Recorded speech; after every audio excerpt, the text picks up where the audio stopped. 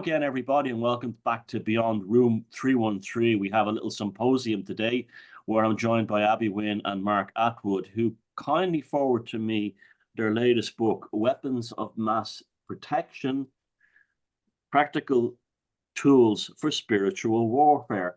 Now, I have to say, I was quite taken back by this book. From the cover, I don't know what to expect.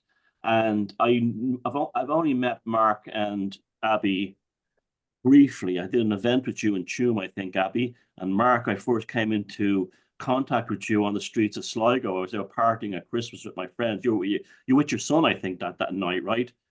I That was was, yeah. that was But real. I first briefly met you in Manchester about 15 years ago in our Cranes event. Mad. Okay, I have no memory of that. But anyway, it's a small world. What's amazing about that is that was about 2018 we met, right? Now, when I met you, I was going under what I would call spiritual attack, psychic attack. And it wasn't from any kind of powerful entity or anything like this. It was from low level trash. And a lot of people don't fully understand, I don't think, that a lot of these psychic attacks come from really low level conscious people who are basically driven by things like envy or hate, or desire or resentment, or just don't like it for no reason. And I've written about this myself. So when I read your book, your guys' book, I was like, oh my God, they're in the same league I am, and all this stuff. And I like the fact that you didn't put, I didn't know much about Abby's work other than reading her blog and stuff like that. But I knew you didn't pull any punches, Mark, from listening to your show over the years. But it was very refreshing how honest you were. And could you tell me, well, both of you, how did this come about that you wrote this book? Abby. Me. Well, I think people know at this point if you're not being honest. Well, our audience knows. That's the thing. So it's really important to me to get it all out there, to have this conversation, because it's like you said, Thomas, I mean, low level trash, but you pick up a layer of it every day, and if you don't clean it off, it builds up and builds up and builds up and gets heavier and heavier. And I'd be doing a lot of my work with people who call themselves empaths, who could feel other people's feelings, who can act like a sponge and soak it all in. And I've discovered over the years of being in my private practice, it's quite easy to bring your intention into alignment with clearing it, how to just get rid of it. But you have to do it every day. And so when I met Mark, he had access to so many people that I didn't have. And we're bringing ourselves into new audiences, new things. And I just said to him, look, there's just simple things that people could be doing every day so that they get their voice, so that they're stronger, so that they stand up and say no to stuff instead of being constantly worn down with this drip feed attack. And he was all up for it. So now to Mark. Well, yeah, I couldn't say no because since I started my podcast, I started very early on talking about my earliest memory being demons in my bedroom Yeah. in 1973 during the miners' strike in the UK. And I remember getting off that podcast, literally going, oh shit, I'm ruined. I had a business at the time. I thought, if my business clients see me talking about demons, they're going to dump me.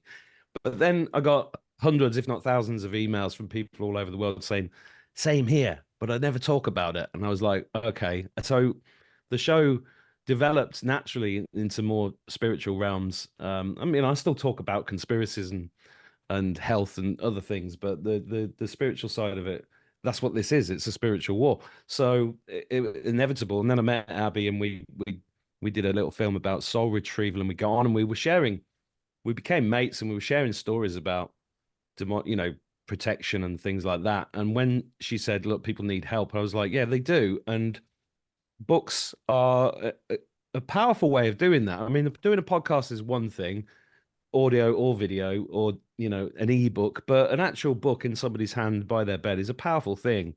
And I thought, well, this is going to be an interesting project to do because we both wanted to write it together. So that was an interesting obstacle to overcome. How do you do that together? And I have two different viewpoints, and it's very much not a book from any gurus. It's full of personal stories. And we're not saying we're 100% right about everything. This is what happened to me. This is what happened to me, and this is what I learned. This is what I learned, and this is what and that's really been interesting for me to see, because you know when you produce a book and you think, oh, is it any good? Is it actually helping? And then you get all this feedback, and it's just been quite amazing, because it's good to put these things down into an organized thought form, which is what this book is. And I didn't know if we could pull that off, but we have, and I'm very proud of it. And but it's already developed since we've written it. So this is the amazing thing about this evolving understanding of demonic energies, dark energies, the nature of the spiritual war that we're in, because we're all developing every day. So that's why I decided to do it, because Abby's also brilliant at what she does, and I wanted to. It was, from a professional point of view, it was like I couldn't really resist, because it was like, yeah, she does all the bits I don't like doing, so it's a great combination, which means you can get a book out quicker, and yeah, I hope it's a useful tool for people as a jumping off board. That's really what it is for people. It's not for. There's a lot of very advanced spiritual people who are spiritual teachers and healers and all of that. It's not really for them. It's for those people that just know things aren't right and are seeing satanic rituals everywhere and are getting under attack, but they don't quite know what it is. And it's just to help them really through it in a non-religious, non-judgmental type of way. Yeah, I really like the way you did nail the colors to the mast in terms of any one solution.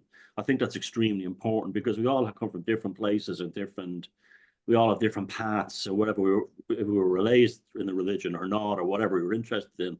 And I found that was very important. I also like the fact that you told people a few times, and this is something in my own work, is to take responsibility for your own psychic stewardship. You cannot be depending on anyone or anything to look after you 24 hours a day. I think that's a huge barrier to people that actually they don't want to do that. It's like that Jungian thing. The last thing a person will do will look at their own shadow. I think that also a last thing a person wants to do is protect their own psyche. Have you found that? 100%. Yeah, 100%. I mean, for me, the I've been going on about sovereignty for quite a long time. I spent a lot of money 10 years ago trying to launch myself as the sovereign entrepreneur. I used to teach business and teach marketing and stuff like that. And nobody had a clue what I was talking about. And for me, this, especially in the last 4 years, it's been about understanding sovereignty on a personal level. And sovereignty literally means taking responsibility for yourself in every aspect of your life, from the food, from your money. Well, we're still in a financial system, from your thoughts, your emotions, and your spirituality. So for me, this is very much a book about taking responsibility for your own spiritual sovereignty. Yeah. Yeah. I'll start the next question with Abby, because I think she would be very interested in this. And you can continue, Mark. What do you? I know specifically. I'll finish it when you guys are finished. There are specific, should we say, symptoms, okay, of when you're under demonic attack or psychic attack. Can you, people are often think, I'm not feeling right, I'm out of sorts, but there's very specific feelings you feel. Do you want to start with that one, Abby? Sure. It was interesting because I just had a client who said that she did her usual things and they weren't working and she wasn't sure why. And then she decided she wanted to get some help. But this particular client is very, au fait with herself. Whereas when we were talking earlier about picking up trash every day and it weighing you down, it can be like the frog in the saucepan where it slowly gets hotter and hotter. I found that with exhaustion as a symptom of psychic attack, where it creeps up on you over time and gets heavier and heavier. But interestingly, I've also found it hitting you like a truck from left field, exhaustion as a symptom of psychic attack. I'll give you an example when I'm writing a book. So I used to have this very, I was kind of feeling I was a bit naive and I'm like, oh, my book will probably change the world. So my world doesn't want my book. And every time I go to write it, I fall asleep because the world must not want me to write this book. So at one point I talked to 3 or 4 of my friends and I said, I really need your help because every time I go to write my book, I fall asleep. Can you all imagine each other holding hands and me in the middle writing my book, and that you're keeping it clear for me? And they started doing that for me. I say, I'm about to write this afternoon. Will you hold that space? And I went to write and nothing would happen. And I was able to write. And that's how I knew that was an actual psychic attack. So psychic attacks can be very different depending on your weak spots. So say I have a very, I've had a bad back for many, many years. And sometimes I would feel like I was getting a kick in the back. And that's a psychic attack. Or a family loved ones can attack you. And there's a classic one from my brother, and I know he won't mind me saying this, but it's like the cowboy film where you have all of the Indians, cowboys and Indians up on the mountain and they have their arrows pulled back. And then when he would get angry at me, it was like they all released their arrows at the same time. They come flying over and down and hit me, and I could just feel the heat of being hit by 1,000 arrows. And I know that was my brother being angry at me. So these psychic attacks are very different depending on your weak spots, depending on where they're coming from. And so that's why it's so difficult for people to realize that that's actually what it is. You could just go to a doctor and get a pill. Oh, And yeah. that's what a lot of people do.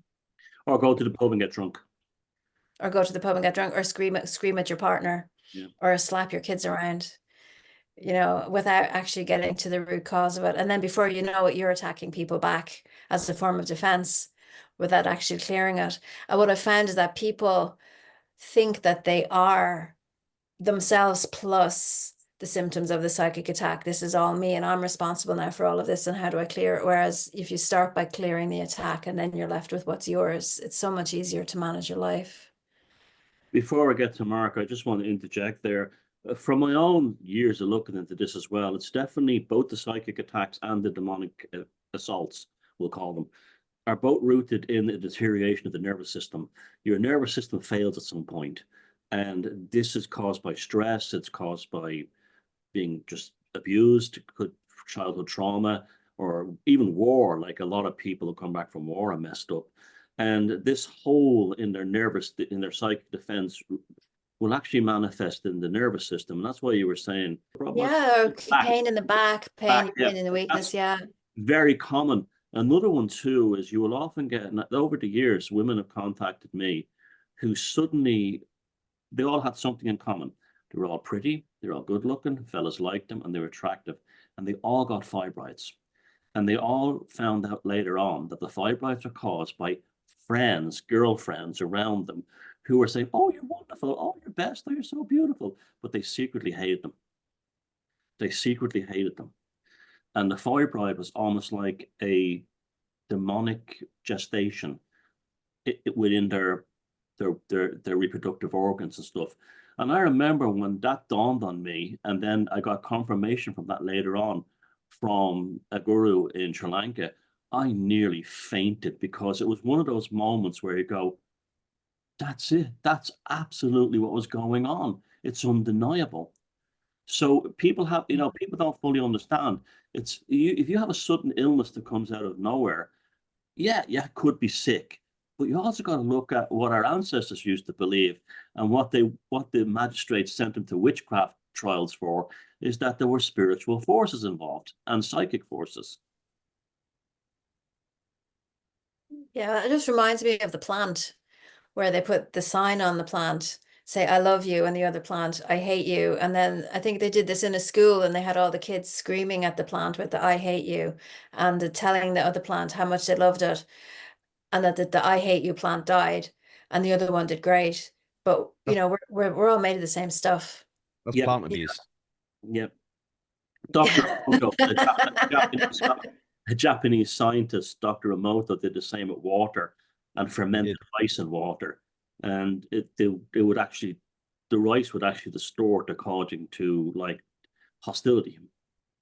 I'm glad you brought water up, because I think water's key to all of this, because water has consciousness. And I opened a healing center in Boyle last year, and we're expanding it at the moment, and water is inherent to everything that we're doing. Although we've got machines there like hyperbaric oxygen and red light and stuff. And this is not an advert. I'm just sort of explaining what that is. And it's donation based anyway. So if you're skint, you can use it for free. But the water and what we're doing is really important, because we're on the Boyle River. And just through a series of synchronicities, I got introduced to a man called Simon. He runs Renewal Water in Ireland, and he goes around putting water filters into people's houses, and it tends to be the higher consciousness people that he speaks to all the time. And I spoke to him on the phone, and he was talking about the consciousness of water, and I was like, "You're the first person I've met in Ireland that actually knows a lot about it." And he's been at it since he was 17. All his star signs align up to him being a water creature and other stuff, interesting stuff. I won't go into too much of it, but I said to him, "How do you know all this stuff about water?" And he said, "Well, there's this Celtic druid that I met 20 odd years ago who was bringing in the information on structured water to Ireland and then got under attack by the anyway, it turns out he lives half an hour away.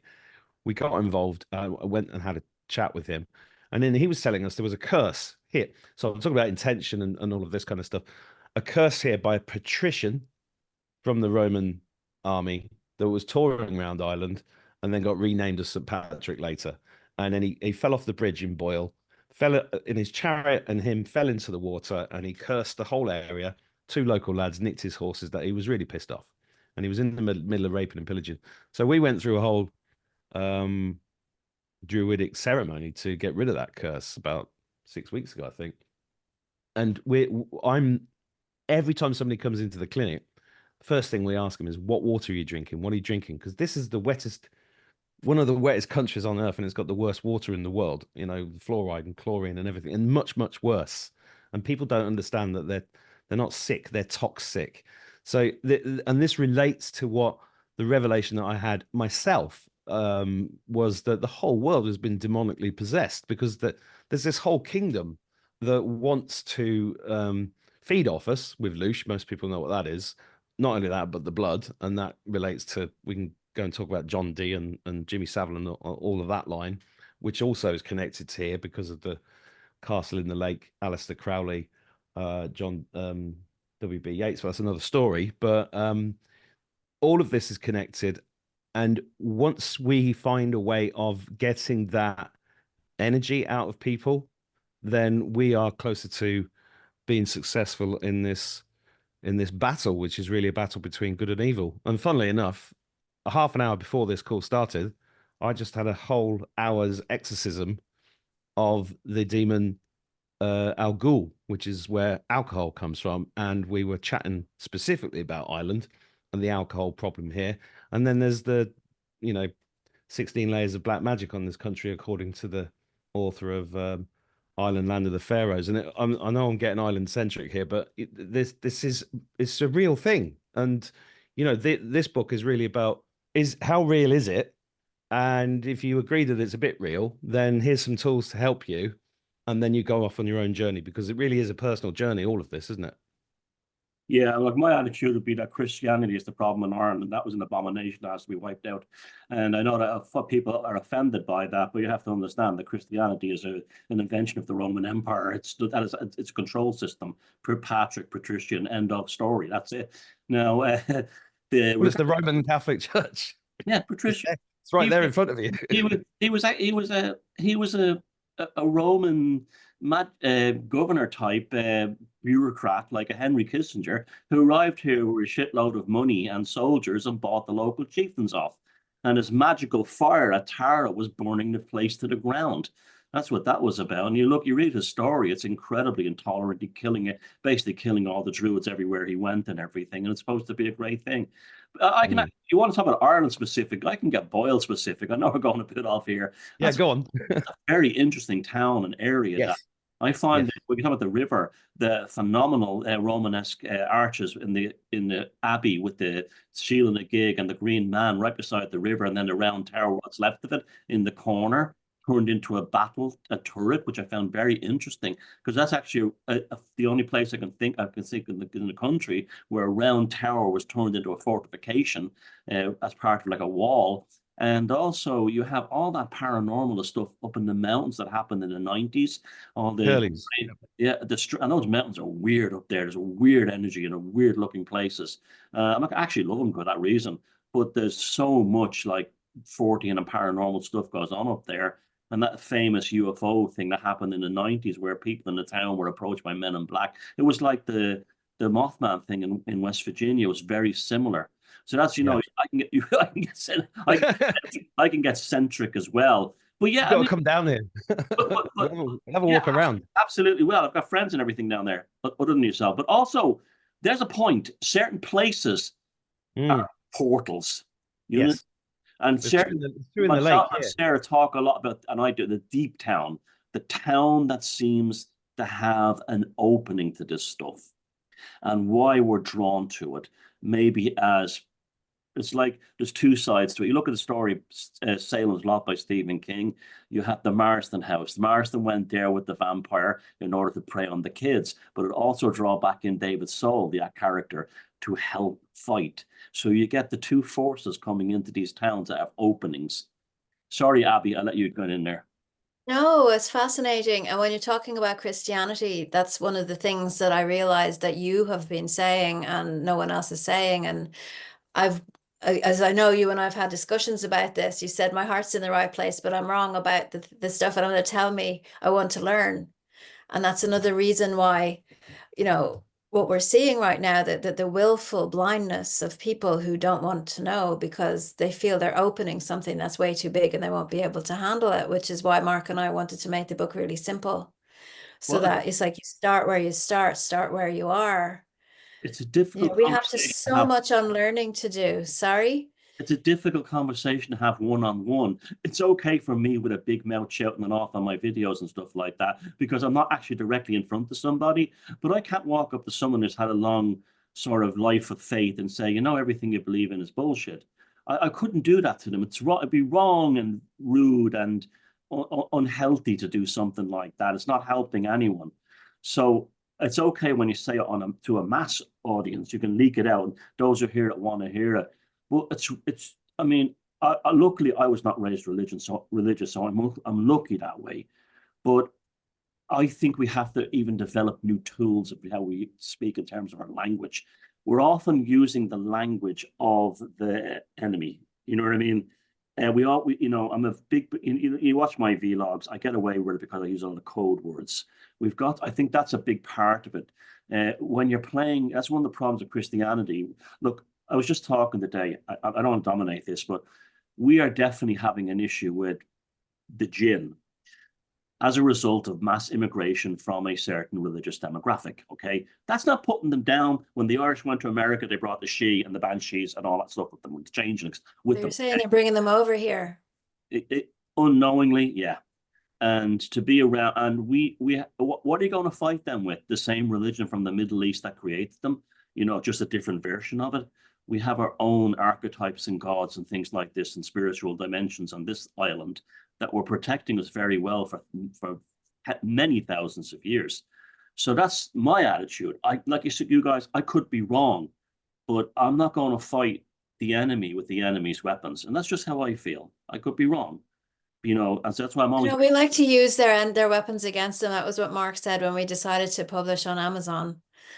And we did get #1 hot new release with the book, which Well, wasn't intentional. We couldn't have done that if we wanted to. And so sometimes it does work. we're on Zoom.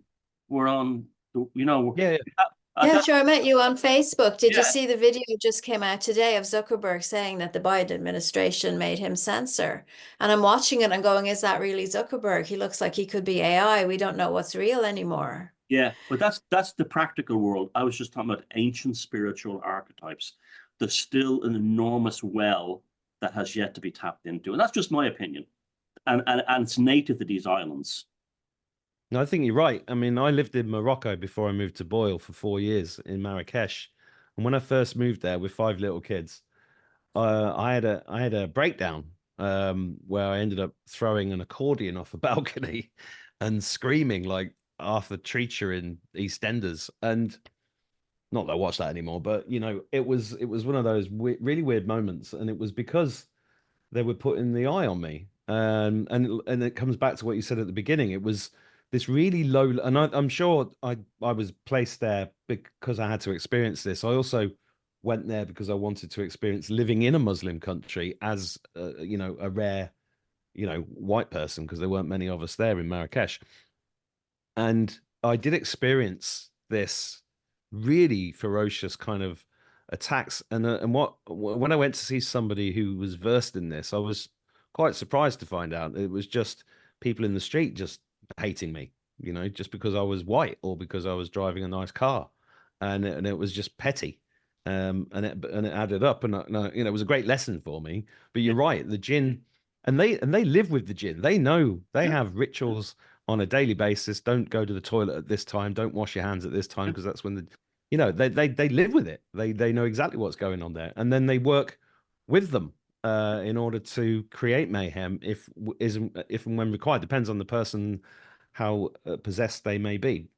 I could But tell you. look at how we're living now. I mean, this is what's coming up for me as we're talking, is that the attacks come from two different places. It comes from the demonic, you know, beings, but it also comes from people.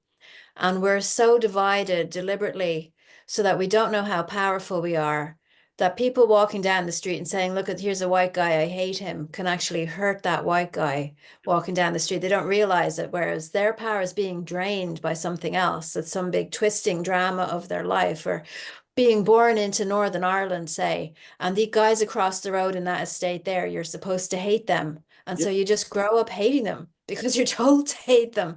And that's, again, another psychic attack. And we're really shaking off all of these coils at the same time to see, hang on, these things aren't what we thought they were, and we're not what we thought we were either. To be able to say, okay, well, maybe there's many different ways that we can get at. I literally came off with a client where I said, your heart is your greatest defense.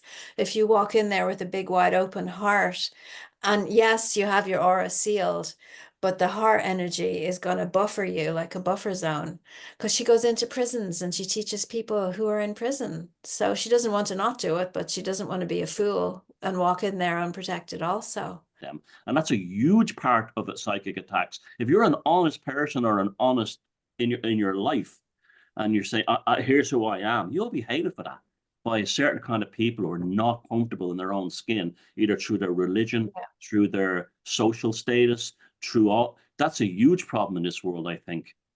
And that's what Mark was experiencing in Marrakesh. Yeah, it is a huge problem. Yeah. But it's ultimately, I think they're serving us, because I'm an apocalyptimist, which just means I'm optimistic about the great revealing of everything, and that's where we're at the moment, I think. And I'm actually weirdly grateful to all the struggles I've been through personally, because it's made me who I am. And I think we're seeing that on a macro level. And you know, if you believe in God or a creator, source, energy, whatever you want to call it, which I've experienced, I think that everything is under that creation. So they're actually doing us a favor. And in fact, I often feel compassion for them, even though they're murdering scumbags, because they're the ones that need the most help.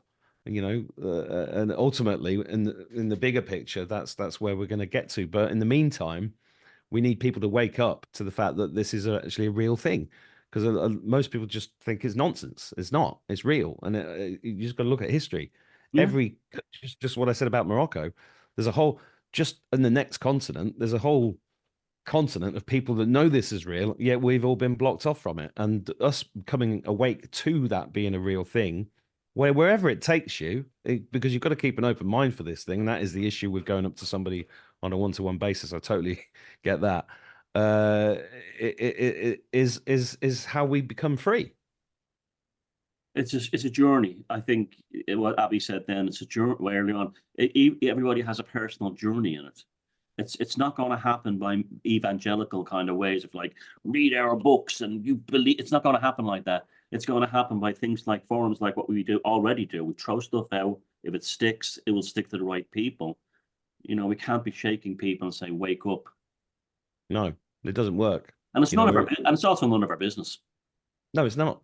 It is none of our business. Yeah, I tried to wake everybody up for years, and then I realized, this is a complete waste of time, because they have to get to it when they get there. But that's one of the reasons why I think books are interesting, because they lie around, you know, in dentists. There's one of these in the dentist in Castle Bar, and I think that's, or is it this one or the other one? But there will be if there isn't one. And it's just like they do lay around, and people will pick them up when the time's right. And you know, that's like doing videos, except it's more permanent, and it kind of manifests that stuff in a more solid way. So that's why it's interesting to produce these things. But like you said, the teacher appears when the student's ready. That's the thing.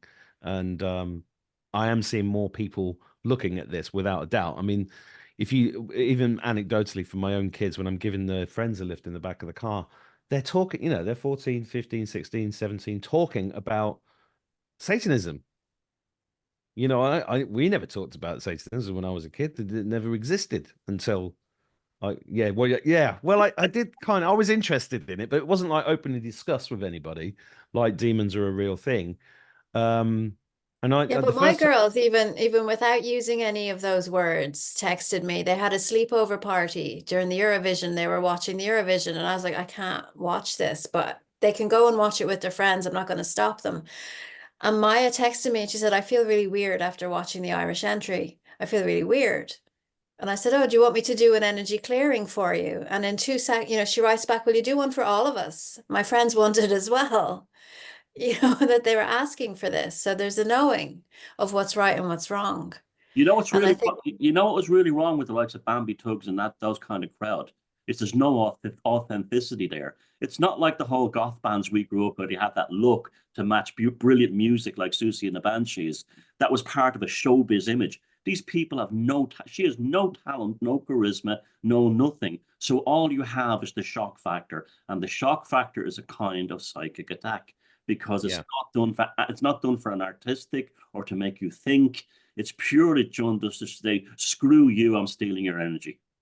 see, this is where I thought you were being really interesting, Thomas, because you were saying that she wasn't satanic. It was just like a pageantry, so I'm feeling like I have a lot to learn still, even though Well, I've been working with this for a while. we're back to the language thing again. The words like Satanism. All Satanism means, it comes from a Proto word, means the opposer. It means that I'm an adversary, I'm an opposer. It doesn't even have a religious or theological aspect to it. It just means someone who has a problem with an idea or a concept, usually religious. So even if you didn't go to church 200 years ago, you were called a Satanist, not because you worshiped the devil, it's because you opposed the idea of organized religion. So, I mean, I have a different attitude towards Satanism than, having studied it quite a bit. It's really about independence and stuff like that. Unfortunately, that term is thrown about. I don't know what, I tend to use the word demonic because I think that's non-human, but it doesn't matter. Whatever you guys are trying to reach your own audience your way, I reach them my way. But demonic, every single culture believes in demons and demonic entities and non-human entities trying to attack us. That's universal. Whereas Satanism is only relevant in Abrahamic religions, really. I mean, sorry. Go ahead. No, I was going to say that definition. I'm a Satanist because I'm opposed to organized religion. Yeah, well, I read Anton LaVey's Satanic Bible when I was about 14, and I'll say it was life-changing. Oh, it was just about natural law. Treat people how they would treat you want to be treated, and they encroach on you. And this whole thing of like, turn the other cheek. That's been a disaster for people. They've sort of allowed others to abuse them, or love thy neighbor. You can't unconditional love. The only unconditional love that should exist is as a parent for their child, not for another stranger in this kind of thing. So, I mean, that's what, if Satanism was left alone and didn't have this baggage with all these idiots who are attracted, and it attracts so many idiots, it would probably be like paganism, and that people would adopt that as a sensible thing. Unfortunately, there's loads of edgelords and Bambi types get into it and they ruin it. But I'm a pagan anyway, so I wouldn't go for it anyway. Although I do like the natural law stuff of it, aspects of it. But yeah, it's a gateway word to get people interested. Well, the choice of words is really difficult because we've got a bridge. I know, because every word's got a connotation. I know, and has an emotional reaction. But the audience will probably recognize Satanism quicker than demonic, so it's good in that sense. But you're an adversary to the adversary when you use that term, when you think about it. But yeah, it's language. It just only stresses the importance of language. Now, Mark and Abby, or Abby and Mark, what I loved best about the book was it wasn't just the whinge. There was an element of, it wasn't just an element of be afraid or anything like this. It was very sensible in that regard. But what I really loved about the book was basically the survival kit in the second half. And I love the chapter is entitled "Who Are the Good Guys?" So do you want to elaborate on that? But yeah, I mean, how do you know the guys that you're calling on are actually good? That's the thing. We weren't pulling any punches there. We did a whole thing on New Age religion and how, the Luciferian press, odd choice of name, and Elizabeth Clare Prophet, and all of this opening to these ascended masters and who the heck are they? Mm. And I think one of our biggest problems really is that we get so attached to things, needing things to be the way we want them to be, that we can't be open to the possibility that that's not the way it is. And I think one of your best defenses really is to let go of your attachments to needing to be right. It really is. A blank slate. What people do is that when they see things like ascended masters, what they're doing is they're replacing the saints that they were raised with in Christianity. And it's like a very devious tactic, a bait and switch thing when you think about it. It's like, if you have a financial problem, the worst thing you can do is go to someone who's a loan shark. Well, it's the same thing in the spiritual film. You have a bad spiritual thing, don't go to a spiritual loan shark, and that's what a lot of these people are. I Well, think like so. sorry, go on. No, I was agreeing with you.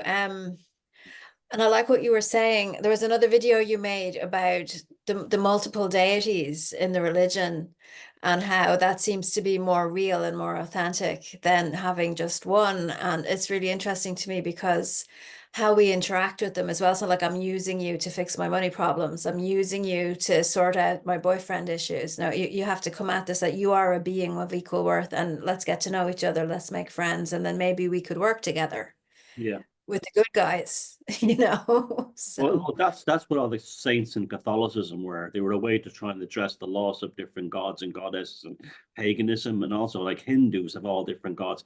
So you'd have like a god for removing financial problems, a goddess for removing, an illness, and they gave us the saints instead, but it was a poor substitute. And ascended Yeah. masters are part of that poor Well, substitute. I was I had to turn my dad's life support machine off when I was 17. Long story short. And from that moment, despite having a very deeply spiritual childhood, I basically stood outside the chapel and rest and said, I hate you. And then spent the next 30 years trying to kill myself through booze and drugs.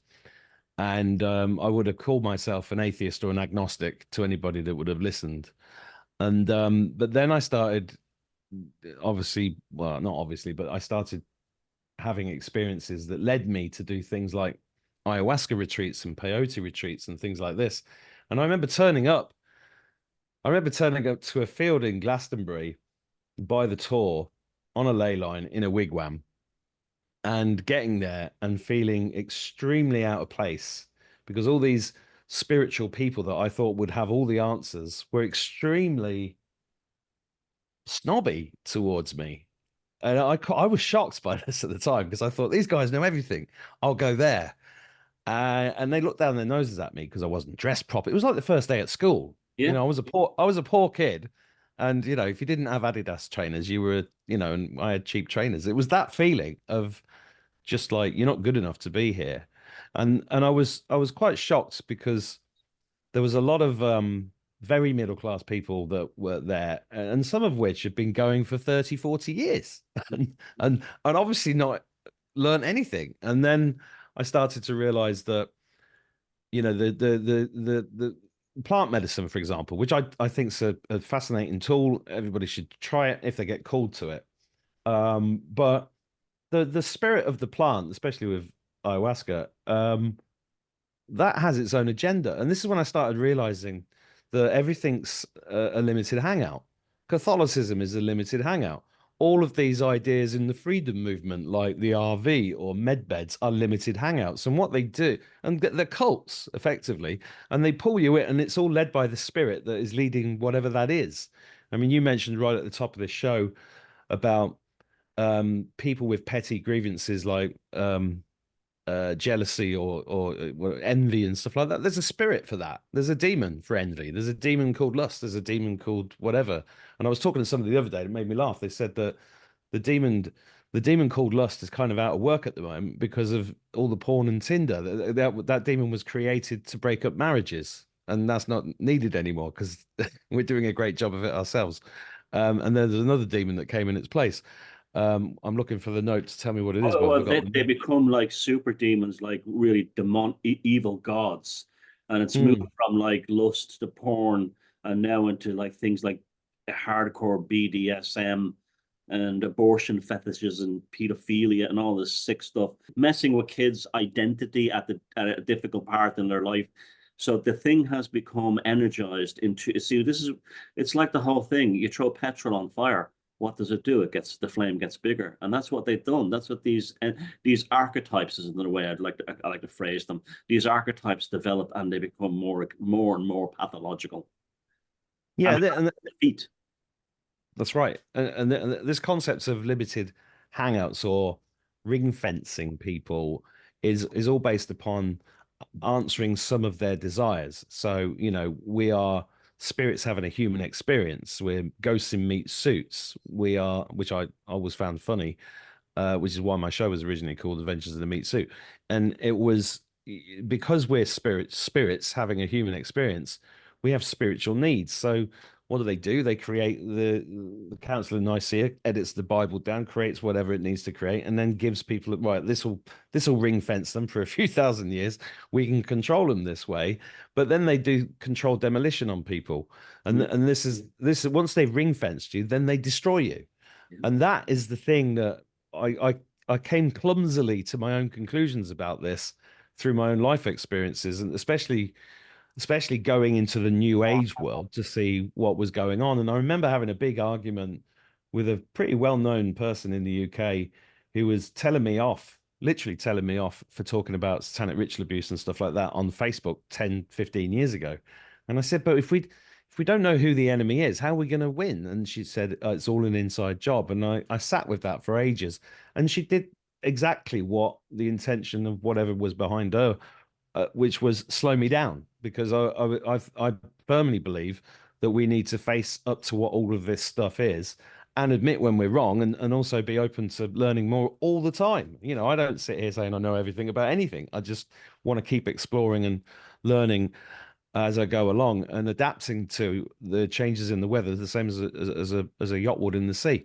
And this, but once I saw firsthand how they do the limited hangouts and the controlled demolitions, I was like, oh, I've really got to start thinking for myself more and not necessarily reaching out for which is what the second half of the book is really hopefully about, is empowering people to give these tools to people. And some of the ones that are in there that I contributed are ones that I just picked up along the way from people that just appeared in my life and taught me stuff, even when I wasn't really sure what it was for. And then Abby's done a fantastic job of putting a workbook with this and a guidebook and meditations and all sorts of things. Because as she rightly said, when we published it, I think people are going to be a bit I thought, well, this is a bit of a simple book, isn't it? We're going to get laughed at by some spiritual. She said, no, they're going to be overwhelmed. And I was like, oh, maybe, yeah. And she's put all these made it like workshops and classes and exercises to do to sort of sharpen your toolbox, which actually is a really, really practical thing to do right now. Well, it's there if people want them, it's there if people want them. And if they just take one thing from it, it's that maybe the thoughts in their head didn't belong to them in the first place, or maybe the way that they're thinking is so fixed, smash the walls and think differently. Yeah, that's why I like So, the way you presented it in the book. It's done in a very casual way. I like the way it's not forceful. I like the way you say, give it a try. And that's very healthy. What Mark said about the limited hangouts that all explode, right? What does that ultimately teach you? It's just you and your own arse at the end. Yeah. And it's better to learn that at the beginning than to go through all the trauma. Well, it's good to always, doesn't matter. It's good to learn about it eventually. But isn't life better when you learn about it at the beginning, and then you're not, because you're still, even though you're still full of the guilt of the people you hurt or the things you did that you wish you didn't do or said, you still if you wish you had that knowledge at the beginning, you would have avoided all that. But I believe in reincarnation, being a pagan, so you come back in the next one and you solve it then. But I thought that was very important, Abby, that the exercises and the kind of workbook part was done in a give it a go if you feel like it kind of way, because not everything is for everyone. But ultimately, I think we're all coming for the same message. It's you and your own arse in the end. That's the end of it. I You're the think only it one. is. And I think all the archetypes that we're used to seeing in the world are the unhealthy versions, the unhealthy archetypes. And when I was doing, because I've been in practice now, healing practice for more than 15 years at this point, and I've worked with hundreds of people, thousands online, and I would find what was holding them back from getting better was the unknown aspect of being better. What does it mean? How will my life be changed? I mean, we're talking about people who refuse to get well because they identify themselves as someone who's sick and they couldn't Oh, possibly yeah. imagine themselves being well. And so I've been trying, it's like a little thing, a little hobby of mine, to create the archetype of the ideal healed self, not the ideal, but the healed self, the best healed self, the responsible adult who can have a laugh, who can Yeah. have a few drinks, who can swear. I mean, Mark and I always laugh about this. You're not spiritual if you swear or eat meat or have a drink. I said, but you bloody well are, So to make people feel that being well and healthy and healed is accessible, to see models of that out there doing things. We don't have enough of that in this world. And that's deliberate, I think. It's deliberate to keep us down, to keep us back, to keep us slow. It's like always needing to fix something, always needing to find a healer for this, always needing a reading for this. Maybe you're okay just as you are right now. Maybe this is you. And anything that can be done for you will actually help you grow rather than actually fix things. Maybe you're the best already that you can be. That's so good about you said about what a spiritual experience is. It's like I have a friend in Texas, and he once said to me that he tells people that, like, have you ever been terrified, cowering, traumatized, torn asunder, feel like you're staring into the abyss of nothingness and there's no way out? He says that's the purest spiritual experience of them all, and I totally agree with that. Yeah, I had that 7 years ago, and it changed my life. It was a long, dark night of the soul. It's just kind of essential, and it's like what we're going through on a macro level. Big time. I'm a big proponent of the hero's journey. Joseph Campbell, Hero of a Thousand Faces, 1936. I used that to become a West End director, totally accidentally, because I used that structure in a comedy play 20 years ago, and it ended up in the West End and blah blah blah because of the structure. And once you understand the structure of that, I think on a macro and a micro level, on a micro, on a cellular level and on a universal level, we're near the final. We're in the final acts, and it's the most exciting part of the story that we're in right now, isn't it? And and we also manifest this stuff. So, if you can find a way to protect yourself and have a broader mind to it and detach yourself from everything, realize you're the only person in the room, which is another way of saying what you said, I think. And it's all here for you. And then you can start to enjoy it with all the highs and lows and all the dramas going on around you, if that's possible. I can't believe the world we're living in now.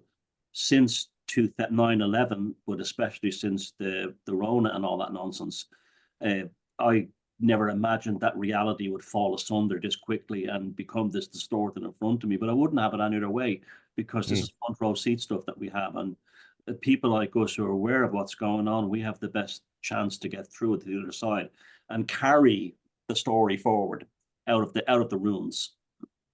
Yeah, and get our strength back and stand on our own 2 feet and not give our power away to the first person that demands that we give them our power, so that when they throw the next thing into the mix, we can be more, clear and grounded and take our time with it.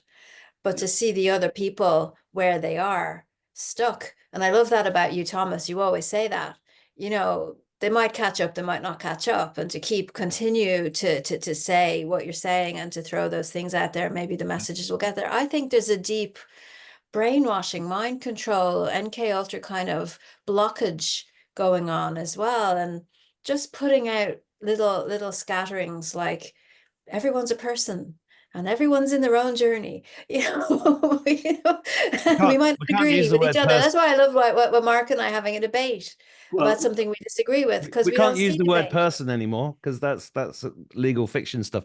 But this period, I've been saying for a long time, because it dawned on me a couple of years ago, is actually we're being tempered like steel in the fire, you know, in a spiritual sense, and facing up to this stuff just means reclaiming something that has been hidden from most of us, and that's really exciting. yeah, exactly. Problem is in Ireland is because you didn't grow up here, Mark, but Abby No. will confirm this. The problem in this country is the education system is horrible. It destroys people and turns them into robots. The Irish education system is purely a trauma-based mind control program. Yeah. Has Yeah. everybody terrified of. Well, you've got kids here, so you know now. Yeah, I do know now. Yeah. Going up to their leaving cert and final exams and getting the right Oh, amount of it's points. It's shocking. pure evil. And then you just forget. It's like a Taylor Swift concert. You do 12 years of Irish and then you don't remember any of it. yeah, but that's not by accident. That's not by accident. That could No, only, that's not by accident. for 100 years that's been going on. That's Yeah, not by accident. That has it's crazy. someone behind the scenes wants that to have be like Yeah. that. But it's like, yeah, exactly. And you know, when you see the kids coming up, I mean, they're leaving cert and they say, well, I got so many points. I wanted to become, my dream was to become an artistic director in the theater, but I don't have enough points, so I think I'll become a bookkeeper. Well, I was showing my daughter, What? What? you know the Ken Robinson talk, "Do Schools Kill Creativity?" The most watched talk on TED. Yeah. That was a big life changer for me. That ended up with me setting up 2 schools myself in Morocco, and trying to homeschool and trying to unschool my kids. And then as soon as we moved to Ireland, oh Jesus, it was so quick. It was unbelievable how and the stress it put them under. And I literally say to them, I'm just this first day at school for my twin boys today, and every day they go to school, I say, question everything, including this. Have a nice day in prison, and remember, you're gonna have to unlearn all the shit that they're teaching you. And they just go to be with their friends. And taking my eldest 2 out of school in Ireland is 2 of my biggest achievements in life, because during 2021, my eldest son was going to Sligo Grammar, and he was coming back depressed, and they were making him wear the mask. I said, look, you don't have to do this. And then he went and followed his dream, and he became the youngest guy to do the Round Island yacht race as a sailor, because that was his dream. He wanted to sail, and now he's going on a big sailing course. He's done sailing all around the world. And he's still only 20, and they got him out of the system, and his friends are still in the system, and he can see the difference. It's quite amazing. And to see it from Sligo Grammar is quite an okay school. Yeah. You compare, Yeah, no, it is. It's much better more than relaxed and easygoing than the state schools, which are complete like Borg robot camps. they are. Shocking. It's Yeah. shocking. The LGBT. No, mine are in Educate Together. I've got 2 currently in Educate Together, and it's really woke and really extreme. woke. It's like I went to one of the parent-teacher meetings, and my kids were terrified I was going to open my mouth and say something off. Listen, I'm just being myself here. And that's But I tried to set up a school in 2020, 21. I couldn't get more than 3 parents together, and it just fizzled out really quickly, because I do believe in homeschooling to a degree, but kids need to socialize, and we need a whole different education and system. sport and things like that. Yeah, and you know, outdoor activities and learning about the true nature of money, etc. This is got a whole plan for it, but you've got to have the buy-in from people, and the courage of people to not rely upon the system, because we're all. I mean, you know, I had people coming around in 2020 saying, "Are you taking the money from the government?" I was like, "No, why are you?" Because you know, you're their bitch. Yeah, well, that's just like the people who want to live off grid, but they still get the dole. You know, Yeah. you're really living What's that off all grid about? when you're getting the dole, you know. What's that all about? Yeah. So, I mean, there is levels of darkness and there's levels of looking after yourself, and everybody has the choice of where they want to fall into it. And I think I want to go back to what you were saying there, Thomas, about the deepest spiritual experience where you're on your knees and you're full of fear. That's when you genuinely ask for help. You know, please help me. And it's at that moment when it comes tumbling in. And, you know, everybody needs to have that feeling of that rushing of that energy. I think the coming whole in, world's about to feeling get it. They're already getting it very slowly and stealthily through the after effects of the needlecraft. I can actually see it in their eyes. There's a terror out there, and they don't want to face it. They're Yeah. like, you know, the married couple who they know it's over, but they won't admit it to each other for the sake of the kids. That's Yeah. what they're like with that, you know, the Britney Spears concert inside them. That's what they're like now. No, it's so true that, Thomas. Yeah. And I'm seeing it all the time since we got this healing center open. You know, people who there was a woman in not long ago who said, I've really been ill since I had the 3 jabs. And I went 3 jabs. And she said, yeah. And but she didn't put 2 and 2 together. She was not angry about it. And she wasn't blaming them at all, even though she knows that caused her health issues at that time. And it's like, whoa, it still drives you nuts, even though I know the bigger picture, it still drives you nuts when you have to Yeah, but there is, interact I with do everybody. believe there is a severance from source. Mm. And just like breaking someone out of a cult, every person's different and the trigger point's going to be different. Like my husband now, and he wasn't going to do the needlecraft because I had talked him out of it. And I was away for an afternoon and I came back and he was washing up the dishes and RTE radio was on in the background. And he looks at me with these puppy dog eyes and he says, I'm thinking of doing this and I can't remember why I'm not supposed to do it. Can you remind me? He literally said that. And I said, is it this? And he's like, no. Is it this? No. And it was the 5th one. That's the one. Bang. He snapped out of it. And I go, there's real dark magic going on here. There's something Oh, big time. I had a friend who was huge, absolutely huge. quite aware, who thought their business was never going to recover. And he took one, and the first one, which I think you're okay if you just took the one. And he said that he felt like an alien force was invading his body. And he literally thought, I'd made the biggest mistake of my life. And he said he got out of it by screaming, get out, you bastard, get out, you bastard, get out of me. And he was, you know, but like he wouldn't have been the type that would have normally did it. But you got it, you know, his business was gone, you know. It just goes to show you how evil these motherfuckers are at the top. What they'll stop at nothing, you know.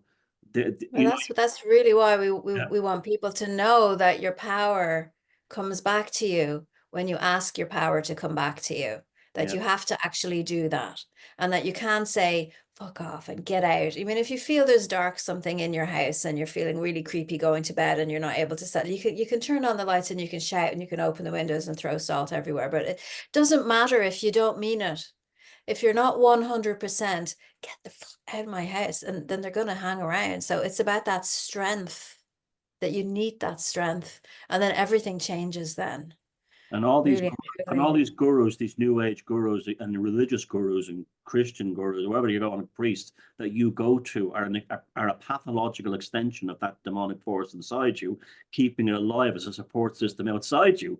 So you're actually, all you're doing is you're going to the ones who are feeding that thing by not going into I yourself. learned that very quickly when I was doing my medicine training. I really believe that some of the skills are inherent within me, and I just remembered them by going on these workshops. They were in me already, but they made a medicine bag as part of the shamanic practitioner training. And then people, and I thought, well, I'll be walking down the street and some fucker's going to fall over across the road, and I'll run over and I'll say, hang on a minute, I have to go home and get my medicine bag. Will you wait for me? And then I'll come back. I said, I don't want that. I want my medicine to be inside of me. And that's how I felt right from the beginning. But everyone's putting their medicine and their power into their phone, into the conversation they're having with their doctor, into how their auntie feels about them, you know, or into some TV show. I've found lately, and I don't know about you guys, but there is nothing that can hold my attention that's newer than, I don't know, 2017, 20. I'm going back to the old Game of Thrones and I'm going, there's some decent story. You know, I can't find anything that I'm interested in because they've shortened our attention span as well. You know, no, everyone's flighting around. Will anyone sit down and actually read a book anymore? You know, so people Well, have to come to a point where they're sick of it. I'm going to sound very chauvinistic and elitist when I say this, but those of us who avoided the rooster booster, and I think we're the only ones still human left on the planet. No, I agree. I hate to say that because it sounds very, it is, there's an element of bigotry and chauvinism there. And I'm not I don't walk down the street going, get out of my way, lesser ones. I don't do that. It's more a case of, Jesus, they really messed these people up, haven't they? But I do believe that, like, I mean, I have an article on my Substack saying, have we been spared for a reason? And I think, yeah, we have. And I don't like saying it because it sounds very snobby and elitist.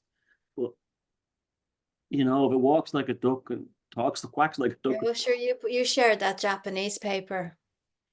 And I went and I found the actual paper. It's stunning, isn't And it? it is, but you know, Mark's whole thing of limited hangouts, when they started showing this magnets sticking to the arms and looking at the people who were making sensationalist out of this, I thought, I don't want to even go there because this could all just be fake stuff, but it's not fake. Obviously, it's not fake. So Well, we all noticed the personality changes in people. That's what we all noticed. Can I ask you about a question? Do you think it can be undone? Say the ones who've gone as Well, far as the roost as yeah, the yeah. I mean, yeah, I got a message. I don't know how to say it in a way that doesn't make me sound like a wanker, but I got a message about a year and a half ago that there was a problem with the people that were coming out of after the clot shots, saying that we are the purebloods, and they are, and it was divide and conquer again. And I felt very strongly, and I got given the message to go and basically it was like, I've not been on Twitter for years, and I said, go onto Twitter, make a video, tell those people that were coerced that you're here for them, we're here for them. Because there were people that were bullied and coerced. There were single mothers trying to bring up children who felt like they had to do it to keep their job. And I do have a lot of compassion for them, and I feel very strongly that I want to try and save them all. And I got told, make this video, nagged all day. I eventually did it that evening on the ferry back to Ireland, and I got told it would get 1 million views. And when it got to 1 million, things would be changing, and that's exactly what's happened. It's like 1.4 million, and I'm still trying to save everybody, and I do think it's reversible. And here's why I think it's reversible, because we are fractals of God. And they say that 97% of our DNA is junk. It's not, it's just been deactivated. But what I'm seeing anecdotally, I've got no science to prove this, is that people are becoming more psychic, more connected, more powerful. And this is the prison that we're in has kind of locked all that off from us. But the frequency of everything is changing, including us. And that is why these things are going to come online. And what Abby just said there about the medicine bag was really interesting as an analogy, because I know that we have the ability to heal everything and to manifest anything, but we're not there yet. So this is why I kind of resonate quite a bit with Dolores Cannon's work about different souls coming in at different points of this whole process. And at the moment, we're in the bridging phase between one world and the other, for want of a better term. And I feel very strongly that I'm trying to help them over the bridge to get to the other side, as many as we can possibly save. Because at the end of the day, I love humanity, but I also don't feel very human. Never have. You know, I always felt like an alien from being a little kid. So I don't know what that means exactly. Lots of people have given me theories on it, but all I know is that on a daily basis, we've got to try and be the best that we can be, and to be in service as much as possible, and to just keep helping people get stronger and stronger. And I just want to say, and if they're not meant to be saved, they're not meant to be saved. I think there's a lot of that in this as well. And I think we're just playing parts because, again, we're the only people here. I mean, not us three. I mean, you, and you. whoever's watching this. But just to say, Thomas, I have a friend who was suicidal, and she had two of them. And we were doing stuff and trying things and different healings, and just there was one event that we both went to. And after that event, the color was back in her face. And I'm like, there you are. You've come back. Good. And I think it was, if you go back to that little anecdote I said to you about my husband, when I said to him, was it this? No. Was it this? No. Was it this? No. Was it this? Yes. For everyone, I think it's a different thing to get them back in. Do you know what I mean? So to not give up and to keep trying different things, you don't keep going back and trying the same thing if it's not working. But the belief, I mean, the thing that's also remarkable to me, one of my Substacks that did really well was the nocebo effect and the placebo effect. If you tell yourself you're dying, then you're going to die. If you tell yourself that you're not connected to your source energy, then you disconnect. But if you start telling yourself that you're going to get through something, then you're putting your energy into that. And that's much more powerful than just giving up. That's why you should watch the film that I watched last night, Arthur the King, about a dog. Oh, it's really good. Mark Wahlberg, Dog, new film. It's on Amazon Prime. I watched it last night. Beautiful film. Had me in floods of tears, and it's all based on a true story, but it's got magic in it, and it's got the power of love is just phenomenal. And relationship between a man and his dog was the key to it. Oh man, it was gorgeous. And that's But I think definitely that's why we love the whole idea of magic, because we have we are. magic in Yeah. us. I've Yeah. got a book on magic by Thomas Sheridan here somewhere. Well, yeah, well, that's what got me out of like my life growing up in the flats in Ballymun. If it wasn't for that, that gave me the confidence to build my charisma and get out and actually make a life for myself. So I'm a firm believer. But what you were saying there, Mark, about the purebloods. Yeah, it is very, very snobby to go around and say I'm a pureblood. But I used that at the bastards who called us granny killers and said we were anti-science when we were actually the ones who were really following the science and stuff No, I like get that.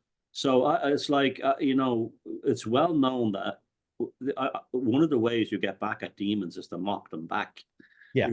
That's you talk to any serious exorcist, whether it is a Catholic priest or rabbi, they will tell you that you give it right back to them. You give it right back, because as soon as you show any kind of subjugation to them, even in humor, they will use it to immediately dominate you. So I mean, that's Right. I see those ones who are saying, "Oh well, good luck, you'll be dead soon," or "You're a granny killer." They were vessels for demons, and when I talk about I have champagne flowing through my veins compared to the compared to the book fast in yours. I'm doing that as a laugh, but it's also mocking demons. Yeah, Well, but that's it's why I brought also a in a way poetry it's book out true. with this word, 27 pages dedicated to this word in it. Yeah, gosh, I can't even look at them. They're not even human. They're not. They're not even human. But you see, that's why we need new healing centers, so that we don't go to hospitals because there's some contamination. And even before any of this went on, my stepfather caught MRSA as a result of having surgery in Tala Hospital, and he died from that. So there's always contamination. There's always stuff wearing you down. And if you look at the plate of food that they serve you when you're in the hospital, it's not going to make you any better. And they leave the lights on and they come and check you every half an hour. So you're not going to get any rest in there. I mean, that the way the whole thing is set up is really not a health place at all. So it's time for us to not accept what we've been given and to create something that's new instead, and to be more heart-centered in all of it. Well, I actually saw demons in a hospital once while I was recovering for an operation. So you don't have to tell me that. And the doctor even said to me, "Yeah, well, people do see something." That's one of those things we'll never Yeah, explain. well, sure, they separated my babies from me when I had my 4 babies, and the 4th one I knew better, and I told them to go and fuck themselves. You're right. I'm keeping my Absolutely. baby. Said I had 4 babies. This baby's staying with me. You can fuck off. But I didn't know any better up to that Yeah. point. The only way I'll go back to hospital is if I'm unconscious and I have no say in it. Or I need a serious surgery thing, that like a leg was chopped off and then they get stowed back on. Otherwise, I don't even bother with the doctor anymore. No. To me, that's it. To me, it's become as alien as organized religion at this point. Yeah. Yeah. Listen, But I think that's what it is, isn't it? we're And we about really saw it in action, organized religion. So thanks, Abby and Mark, for your book, Weapons of Mass Protection. Highly recommended. This conversation is a great insight into what's in here, and there's more. And we'll be talking soon. Thank you very much for coming along. Thank Thank you you, so Thomas. much.